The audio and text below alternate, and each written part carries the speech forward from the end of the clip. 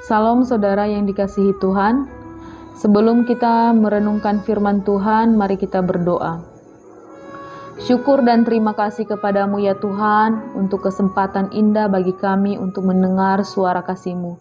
Jernihkanlah pendengaran kami dan hati kami untuk menyambut firman-Mu dengan penuh sukacita dan untuk memahami dan melakukannya.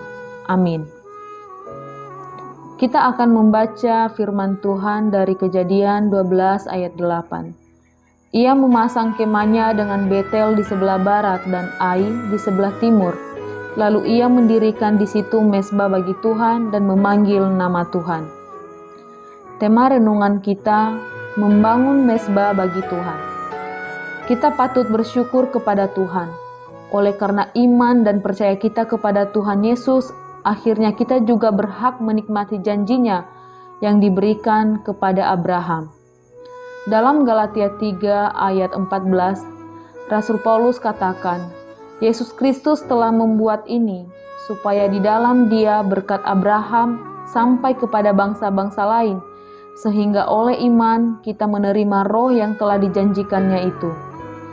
Artinya, secara rohani, orang percaya termasuk dalam garis keturunan Abraham, sehingga kita berhak menerima janji Tuhan. Kita perlu memperhatikan kehidupan Abraham, apa saja yang dia lakukan, sehingga ia begitu dikasihi oleh Allah dan beroleh berkat-berkatnya yang melimpah. Ternyata Abraham adalah orang yang taat. Ibrani 11 ayat 8 tercatat, ketika ia dipanggil untuk berangkat ke negeri yang akan diterimanya menjadi milik pusakanya, lalu ia berangkat dengan tidak mengetahui tempat yang ia tujui. Jelas Alkitab memberitahu kita bahwa Abraham adalah pribadi yang taat kepada Allah, sekalipun ia belum mengetahui tempat yang dituju.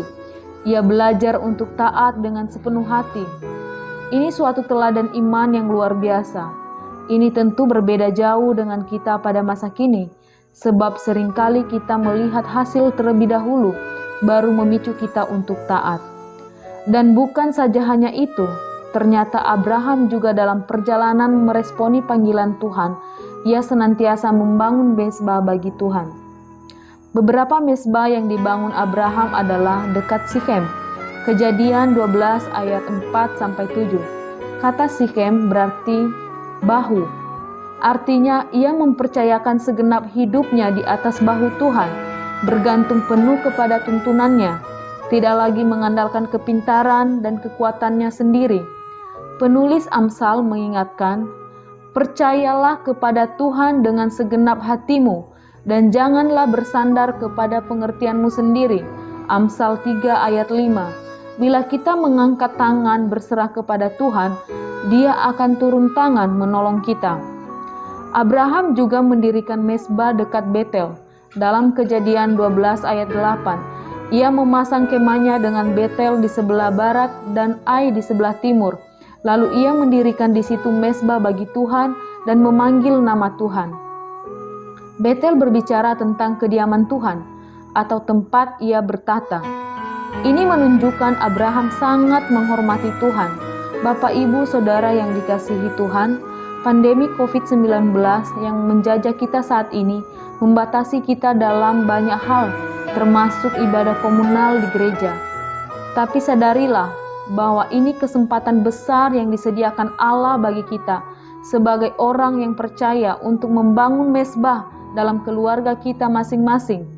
Mungkin sebelum pandemi COVID-19 melanda kita, banyak sekali kesibukan kita di luar rumah dan hanya sedikit waktu bersama keluarga, sehingga ini adalah cara Tuhan untuk menyatukan keluarga agar keluarga senantiasa membangun mezbah bagi Tuhan. Berkat Tuhan senantiasa tersedia bagi umat yang menghormati dan menempatkan Tuhan sebagai yang utama dalam kehidupannya, baik secara pribadi maupun keluarga. Mari kita berdoa. Ampuni kami ya Tuhan, apabila kami terlalu sibuk dengan urusan kami dan hanya sedikit waktu untuk membangun mezbah bagi Tuhan. Terima kasih atas firman-Mu yang telah mengingatkan kami bahwa membangun mezbah bagi Tuhan merupakan bagian yang terpenting dan prioritas bagi kami. Sebab dengan demikian kami dapat menghormati Engkau dan menghadirkan Engkau dalam segenap kehidupan kami. Kami percaya bahwa apabila Engkau yang menguasai kehidupan kami, menuntun kami, maka segenap janji-Mu yang telah Engkau janjikan bagi Abraham akan digenapi dalam hidup kami. Dalam nama Tuhan Yesus Kristus kami berdoa dan bersyukur. Amin. Demikian renungan hari ini. Tuhan Yesus memberkati.